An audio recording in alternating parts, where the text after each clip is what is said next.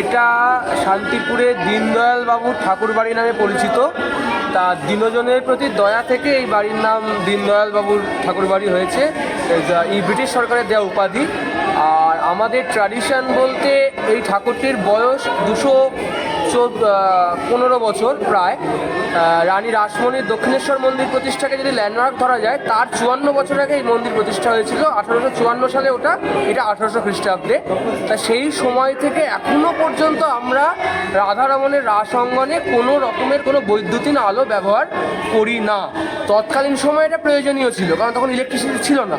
কিন্তু সেই সাবেকিয়ানা, সেই ঐতিহ্যকে বজায় রেখে সেই আমলের প্রায় 200 বছরের পুরনো বেলজিয়াম গ্লাসে এখনও মোমবাতি স্নিগ্ধ আলোয় রাধারমণের রাসযাত্রা অনুষ্ঠিত হয়ে আসছে। শুধু রাসযাত্রা কেন, রাধারমণের ঝুলন যাত্রা, দোলযাত্রা, তৎসহ বৈষ্ণবীয় ঘরানার সমস্ত রকম অনুষ্ঠানই এইভাবেই সমারোহের সঙ্গে পালন হয়ে আসছে দীনদয়ালবাবুর ঠাকুর বাড়িতে। আচ্ছা, আর বিগ্রহ আজ থেকে পুজো আরম্ভ হলো? বিগ্রহের রাধারমণজিউর রাস উৎসব আজকে বসলো। আজকে রাধারমণজিউর রাস পুজো, হোম আদি ইত্যাদি যা যা রিচুয়ালস আছে সমস্ত কিছুই পালন হলো। কালকে রাধারমণজিউর মাঝের রাস এবং পরশুদিন ভাঙা রাস অনুষ্ঠিত হবে, কিন্তু সেটা এই মন্দিরের মধ্যে সীমাবদ্ধ। রাধারমণজিউর শান্তিপুরের ইতিহাস প্রসিদ্ধ ভাঙা রাসের শোভাযাত্রায় অংশগ্রহণ করেন না। ওই দিন আমাদের নিয়ম যেটি হচ্ছে সেটি হচ্ছে রাধারমণজিউ তার নিজস্ব রাস মন্দিরে আসবেন, এসে অধিষ্ঠান হবে, তার দর্শন আরতি হবে এবং তার যে বাতি সেগুলি জ্বালানো হবে এবং একটি বাতি আমরা জ্বালিয়ে তার উদ্দেশ্যে অর্পণ করে আগামী বছরের রাসের জন্য রেখে দেবো। এটা আমাদের বাড়ির নিয়ম এবং এইভাবে রেখে দেওয়ার মাধ্যমে বলতে পারেন ভাঙা রাসের পরের দিন থেকেই পরবর্তীকাল বছরের রাসযাত্রার সূচনা হয়ে যায়। তাহলে আর ইয়েতে শোভাযাত্রাতে অংশগ্রহণ হলো না? করে না। আর এমনি অনুষ্ঠান বা কিছু এই উপলক্ষে কিছু অনুষ্ঠান বলতে আমাদের ধর্মীয় কোনো অনুষ্ঠান, ধর্মীয় সমস্ত রকম অনুষ্ঠান পালন করা হয়। ঝুলন যাত্রায় রাধারমণজিউর ঝুলন অনুষ্ঠান হয় 3 দিন। আচ্ছা, দোল পুজো ওনার হয়। আমাদের অদ্বৈতাচার্যের পৌত্র রামেশ্বর, ছোট কনিষ্ঠ পুত্র রামেশ্বরের যে নিয়ম, দিনে রাস রাতে দোল, এই হলো রামেশ্বরের গোল। এই রামেশ্বর প্রভুর যে নিয়ম সেই অনুযায়ী এখানে দিনে রাস পুজো হয় এবং রাত্রিরে দোল পুজো হয়।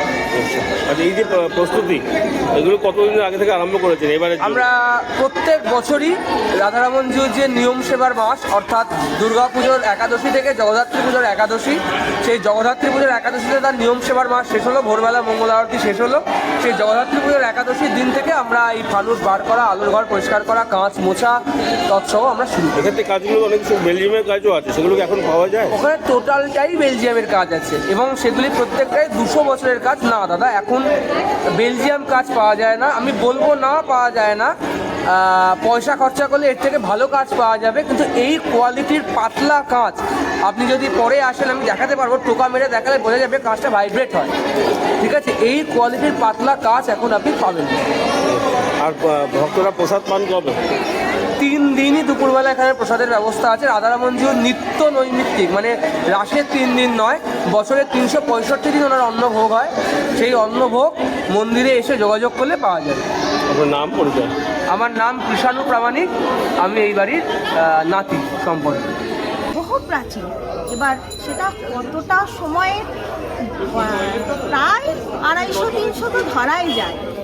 সেই প্রাচীন পুজো আমরা সেইটা এখনও যে ট্রেডিশনে হতো সেটা মেনটেন করার চেষ্টা করি। আমাদের মোমের আলোয় বরাবর এই ফানুস ঝাড়বাতি দিয়ে সাজানো হয়। আমরা এখনও চেষ্টা করছি এবং পরবর্তী প্রজন্মেও আমি এবং আমার দাদারা এবং তারপরেও যারা আসবে তারাও যাতে এটা ধরে নিয়ে যেতে পারে, এটা আমাদের প্রচেষ্টা। কারণ এই জিনিস তো এখন সব জায়গায় দেখা যায় না, সব জায়গায় এখন বৈদ্যুতিক আলো।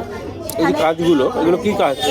এই যে ঝাড় বাতিগুলো, এগুলো হচ্ছে বেলোয়ারি, মানে বেলজিয়াম গ্লাস যেটাকে বলে। এগুলো প্রত্যেকটা বেলজিয়াম গ্লাস এবং এগুলো এখন দুর্মূল্য, কোনো পয়সা দিয়েও এটা পাওয়া যায় না। এগুলো আমাদের পুরনো, আমরা রক্ষণাবেক্ষণ করে মোটামুটি আনুমানিক কি সংখ্যক আছে এখানে? 150টা তো আছেই এবং এখানে গ্লাসেরও বিভিন্ন ভাগ আছে।